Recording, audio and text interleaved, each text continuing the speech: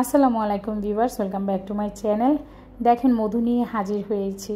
তো কী এই মধু এবং কি করব আপনাদের সাথে শেয়ার করছি। তার আগে ঘরটাকে গুছিয়ে নিচ্ছি। এলোমেলো ঘরটাকে কিভাবে একদম ঝটপট 1 ঘন্টার মধ্যে একদম ক্লিয়ার করে ফেলেছি।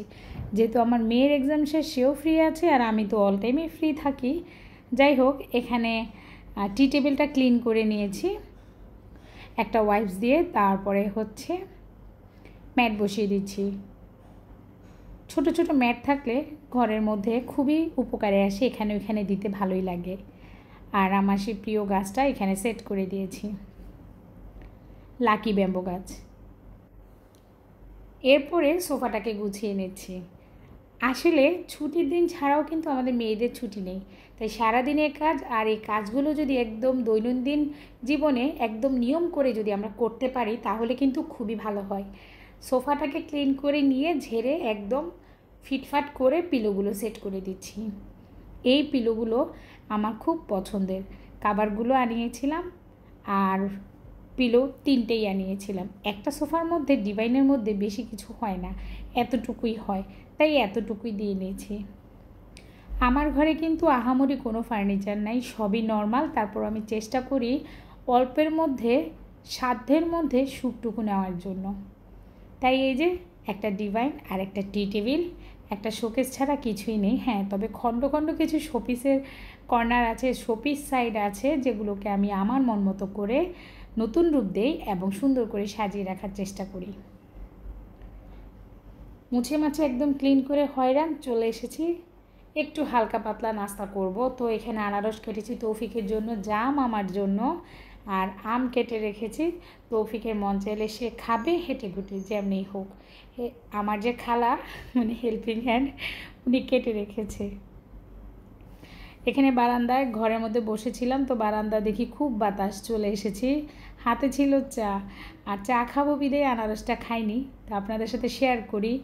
হাজারি গোলাপ আছে আমার, 2টো গোলাপ গাছ এখানে। তো হাজারি গোলাপে সবসময় ফুল আসে, দেখতে খুবই ভালো লাগে। করলা গাছে বিচি শখ করে লাগিয়েছিলাম, এত করলা হয়েছে, ছোট ছোট ঘিঞ্চি ঘিঞ্চি, এগুলো বড় হচ্ছে না। তো এগুলো সবগুলো যদি ছাড়িয়ে নিয়ে চিংড়ি মাছের মতো ভেজে নেওয়া যায়, আমার মনে হয় অনেক পারফেক্ট হবে। অপরাজিতা গাছ হয়েছে। আমার বারান্দাটা আপনাদের সাথে শেয়ার করছি।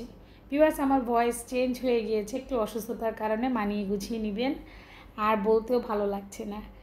এত হেলদি খাবার আমাকে খাওয়ানো হচ্ছে। রান্নাঘরে আম্মু দেখছি লাউ করছে, আর এখানে কচু তরকারি। আমার মার এক হাতের জোর, কি করব। আমার মা, আমি ছাড়া কেউ নাই, আমার আম্মুরও আমি ছাড়া কেউ নাই, মানে আমারও কেউ নেই, আম্মুরও কেউ নেই, এমন একটা অবস্থা। সবাই আসলে সংসার নিয়ে ব্যস্ত। আম্মুর যদিও 6 বোন, 6 বোনের মধ্যে একজন তো আমেরিকায় আছে, আর বাকিগুলোও হেল্প করার মতো নাই। তা আমার মা ফল খেতে আবদার করেছিল। যাই হোক, ফল খেতে আবদার করেছে, আর সে আবদার আমি পূর্ণ করব না তা তো হয় না। আমি আমার মার জন্য অনেক ধরনের ফল এনেছি। আমার হাজব্যান্ড বলছে তুমি ডালা সাজিয়ে পাঠাও। হয়তো কেজি কেজিতে দেইনি, অল্প অল্পই দিয়েছি, কারণ আব্বু আর আম্মু ছাড়া বাসায় কেউ থাকে না।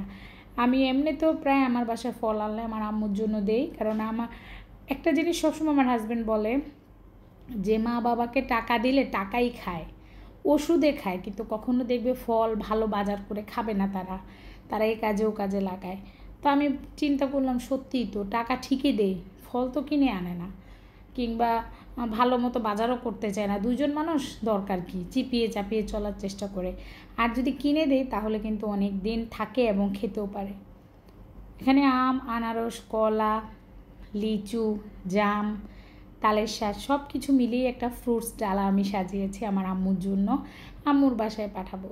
তবে আমার কিন্তু ভালোই লাগে এভাবে ডালা সাজিয়ে নিতে, ডালা তৈরি করতে, সেটা মা হোক, হাজব্যান্ড হোক, কিংবা কারো বাসায় রিলেটিভদের বাসায় পাঠাই না কেন, ভালোই লাগে। আর মধুমাস শুরু, ইনশাল্লাহ চেষ্টা করব সবাইকে একটু একটু করে সারপ্রাইজ দেওয়ার জন্য।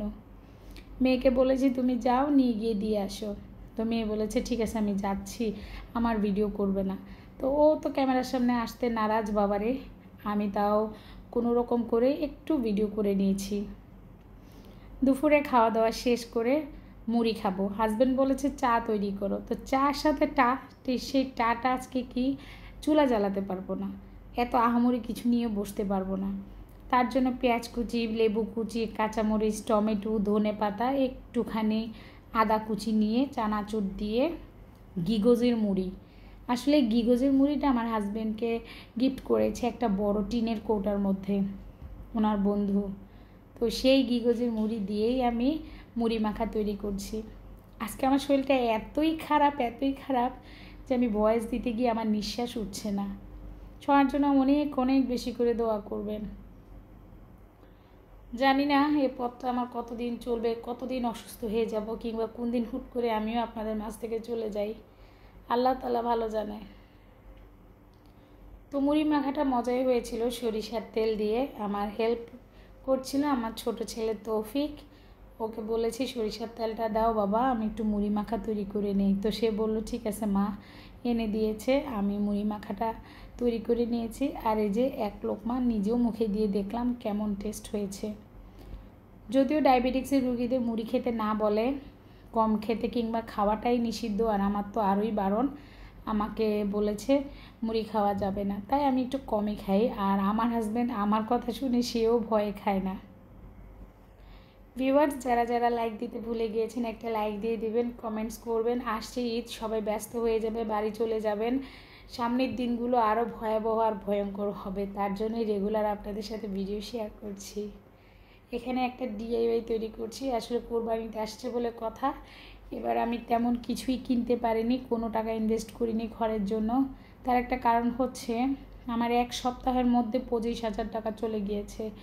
তো নিজেই যেহেতু নিজের শারীরিক কন্ডিশনের জন্য টাকা ইনভেস্ট করতে হচ্ছে, সেখানে আমি আসলে সাহস করে ঘরের জন্য কিছুই কিনতে পারিনি। এবার এখনও শপিংও করতে পারিনি বাচ্চাদের জন্য, নিজের জন্য কিংবা কিছু একটা কিনবো সেটাও হয়নি। তো এটা হচ্ছে আমার একটা স্মৃতি, আমাকে যে আয়রনটা পুশ করা হয়েছিল যে বোতলের মধ্যে, তো এটা হচ্ছে সেই আয়রনের বোতলটা। আমি হসপিটাল থেকে আসার সময় এটা নিয়ে এসেছি। ওরা আমাকে জিজ্ঞাসা করেছে আপু এটা নিচ্ছেন কেন, তা আমি বলেছি এটা আমার স্মৃতি হয়ে থাকবে, আমি এটাকে সুন্দর করে পেইন্ট করে রেখে দিব। আর পেইন্ট করা জিনিসটা আমার সুন্দর করে শোকেজের মধ্যে সাজানো থাকবে। আমি যখনই দেখবো আমাকে মনে করিয়ে দিবে যে তোমার আয়রনের ঘাটতি আছে। তার জন্যই এত আয়োজন করে খুব সুন্দর করে ডিআইওয়াইটা তৈরি করছি, এবং ফাইনাল লুক আপনাদের সাথে শেয়ার করব। কেমন হয়েছে অবশ্যই জানাবেন। তো বসে থাকলে যখন কোনো কাজ না থাকে একদম অস্থির লাগে, আর ওই সময়গুলোকে কাজে লাগানো যায়। শেষ হয়ে গিয়েছে আমার করা, 1-2 দিন লেগেছে। আর এই যে ফাইনাল লুক, আশা করি সবার কাছে ভালো লাগবে আজকের ভিডিওটা। অবশ্যই আমার সাথেই থাকবেন। আল্লাহ হাফেজ।